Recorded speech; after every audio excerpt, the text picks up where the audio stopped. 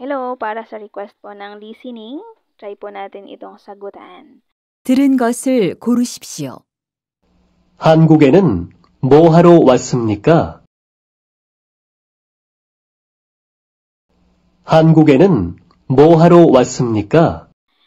Ibig sabihin, ano ba yung purpose or intention ng pagpunta niya sa Korea?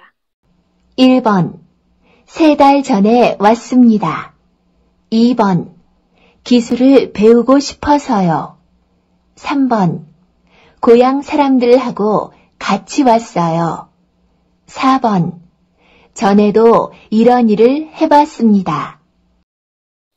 Yung il, 3 months ago, yung chone, wasn't 3 months ago, pumunta ako.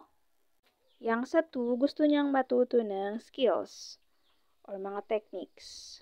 Sa Sam, pumunta siya na kasama yung mga tao sa hometown nila. Ibig sabihin, yung mga tao doon sa hometown nila is kasama niya na pumunta na.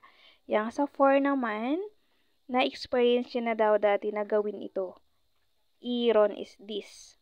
Gamit ang ao po have experience or na-feel or na-experience niya. So, chone, before.